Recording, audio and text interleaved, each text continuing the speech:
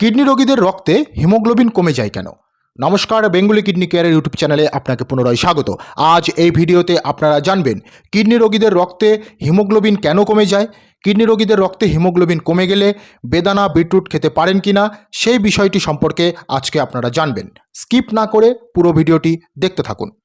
Kidney আমাদের শরীরে রক্ত পরিশোধন করে, ইউরিন তৈরি করে, বিপি রেগুলেট করে। শুধুমাত্র এসব নয়, কিডনি এগুলোর সঙ্গে সঙ্গে শরীরে ভিটামিন বি12কে অ্যাক্টিভ করে, রক্তে আয়রন জেনারেট করে, রক্ত জেনারেট করতে প্রোটিন, আয়রন, বি12, ফলিক অ্যাসিড এবং ইরিথ্রোপোয়েটিন যে হরমোন তাকে রিলিজ করে। এসব একসঙ্গে মিলে ব্লাড জেনারেট হয়, আর সেই কাজটা করে কিডনি। এখন কিডনি যদি খারাপ হয়ে যায় তাহলে শরীরে আয়রন, ফলিক অ্যাসিড, প্রোটিন, বি12 এসব থাকা সত্ত্বেও ইরিথ্রোপোয়েটিনের অভাবে ব্লাড জেনারেট হতে পারে না, যার ফলে হিমোগ্লোবিন লেভেল ডাউন হতে থাকে। আর টেস্ট করলে দেখা যায় হিমোগ্লোবিন লেভেল আপনার 10-এর নিচে চলে আসছে। এই পর্যায়ে রোগীদের ইরিথ্রোপোয়েটিন ইঞ্জেকশন নিতে হয় বাইরে থেকে ডক্টরের পরামর্শে।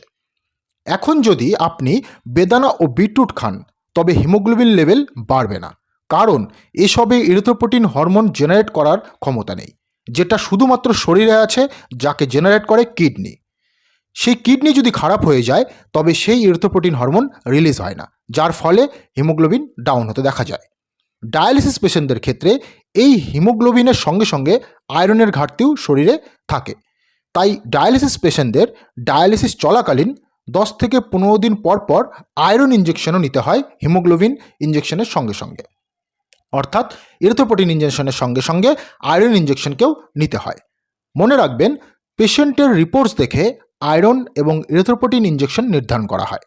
অনেকে বলে থাকেন বেদানা ও বিটরুট খেলে রক্ত বাড়ে। একথা অবশ্যই যুক্তিযুক্ত, তবে সেটা কিডনি রোগীদের ক্ষেত্রে নয়, কারণ ইরিথ্রোপোয়েটিনের যে ঘাটতি বেদানা ও বিটরুটে তা নেই। বেদানা ও বিটরুট সেটাকে পূরণ করতে পারে না, কারণ শুধুমাত্র সেটা শরীরে কিডনি জেনারেট করে।